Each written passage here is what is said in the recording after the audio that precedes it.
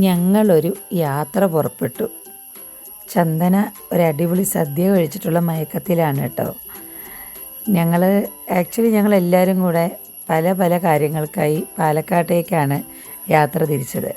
ഏട്ടനൊരു കല്യാണത്തിന്, അമ്മ അമ്മയുടെ ബ്രദറിൻ്റെ അടുത്തേക്ക്, ഞാൻ എൻ്റെ ഫ്രണ്ടിൻ്റെ അടുത്തേക്ക്, അങ്ങനെ ഒപ്പം ഞങ്ങളുടെ പ്രിയപ്പെട്ട പൂച്ച കൊക്കോയും ഉണ്ട് കേട്ടോ.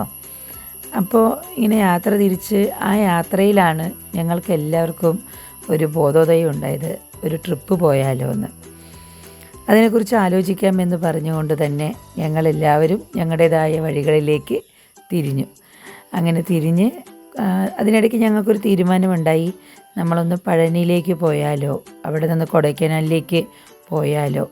എല്ലാം ലോ എന്ന് പറഞ്ഞ് നിർത്തിയിട്ടേ ഉള്ളൂ, അതായത് പോവാൻ തീരുമാനിച്ചിരുന്നില്ല. അങ്ങനെ ചില ചർച്ചകളുമായി ഞങ്ങൾ തരൂരിൽ നിന്ന് പാലക്കാട്ടിലേക്ക് യാത്ര തിരിച്ച് പാലക്കാടെത്തി. നേരത്തെ പറഞ്ഞ പോലെ തന്നെ ഞങ്ങൾ ഓരോരുത്തരും ഞങ്ങളുടെ കാര്യങ്ങൾക്കായി അവരവരുടെ താവളങ്ങളിലേക്ക് പോയി.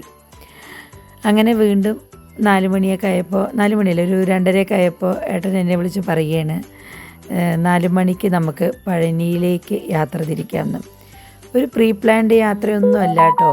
ഞങ്ങളൊരു സെറ്റപ്പോ ഞങ്ങളുടെ കയ്യിൽ അങ്ങനെ ഒരു യാത്രയ്ക്ക് വേണ്ട ഒരുക്കങ്ങളൊന്നും ഞങ്ങൾക്ക് ആർക്കുമില്ല. ശരിയെന്നും പറഞ്ഞ് ഞങ്ങൾ ആ യാത്ര തുടങ്ങി. അപ്പോൾ നേരത്തെ പറഞ്ഞ പോലെ തന്നെ ഞങ്ങളുടെ പൂച്ച കൊക്കോമെലൻ, അവളെന്ത് ചെയ്യുമെന്നൊരു ചോദ്യമുണ്ടായി. അവളെ ഒപ്പം കൊണ്ടുപോകാമായിരുന്നു, എന്നാലും പഴനിയിലേക്കൊക്കെ അല്ലേ, ബുദ്ധിമുട്ടാവണ്ടെന്ന് വിചാരിച്ച് അപ്പോഴാണ് ബീന അവളെ സന്തോഷപൂർവ്വം സ്വീകരിച്ചു. എൻ്റെ അടുത്ത കൂട്ടുകാരിയാണ് ബീന. അങ്ങനെ ഞങ്ങളിതാ തമിഴ്നാട്ടിലേക്ക് കടന്നു. ഈ വിൻഡ് മില്ല് കണ്ടോ? ഈ വിൻഡ് മില്ല് ധാരാളം ഉണ്ടായിരുന്നു കേട്ടോ അവിടെ, ഈ ഇലക്ട്രിസിറ്റി ഉണ്ടാക്കുന്നത്. ഇതൊരു പാടം പോലെയാണ്, നിറയെ ഉണ്ട് കേട്ടോ. നമ്മുടെ അടുത്ത് കാണുന്നതിന് ഞാൻ ഷൂട്ട് ചെയ്തു എന്ന് മാത്രം. അപ്പോൾ ഈ വിൻഡ് മില്ലിൻ്റെ സംശയങ്ങൾ, നിരഞ്ജൻ്റെ സംശയങ്ങൾ എന്നെ വല്ലാതെ ബുദ്ധിമുട്ടിച്ചു.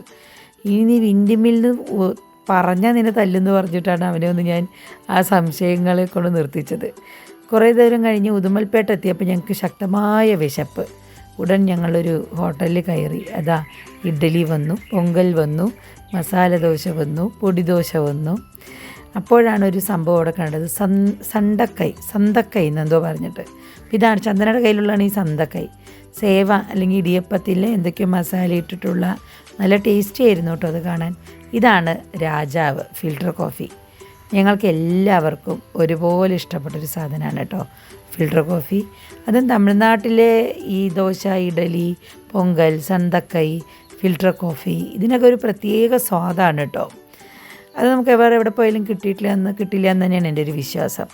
അങ്ങനെ അതെല്ലാം കഴിച്ച് വയറ് നിറച്ചും കൊണ്ട് ഞങ്ങൾ വീണ്ടും യാത്ര തിരിച്ചു. നേരത്തെ പറഞ്ഞ പോലെ പഴനിയാണ് കേട്ടോ ലക്ഷ്യം. പഴനിയിലേക്കുള്ള യാത്രയിലാണ്. നല്ല റോഡായിരുന്നു, പ്രകൃതി മനോഹരമായ ദൃശ്യങ്ങൾ. അങ്ങനെ ഞങ്ങളിതാ പഴനി എത്തി.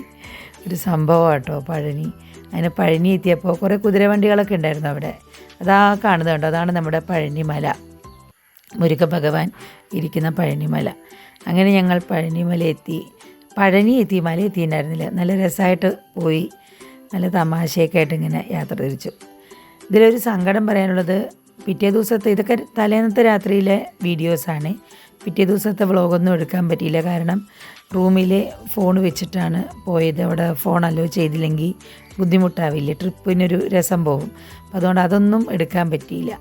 ഈ കോട്ടേജിലാണ്, ഹോട്ടലാണ് ഞങ്ങൾ താമസിച്ചത്. ഞങ്ങളുടെ ഒരു റിലേറ്റീവ് അറേഞ്ച് ചെയ്ത് തന്ന ഹോട്ടലാണ്. അപ്പോൾ ഇങ്ങനെയൊക്കെ ആയിരുന്നു അന്നത്തെ ദിവസം. പക്ഷേ ചുരുക്കത്തിൽ ഞങ്ങൾ പഴനി ആണ്ടവനെ തൊഴുതില്ല കേട്ടോ, മുരുക ഭഗവാനെ തൊഴുതില്ല. അവിടുത്തെ അതിഭയങ്കരമായ തിരക്കും ചൂടും കാരണം ഞങ്ങൾക്ക് അവിടെ തൊഴാനുള്ള സാഹചര്യം ഉണ്ടായില്ല എന്നുള്ളതാണ് സത്യം.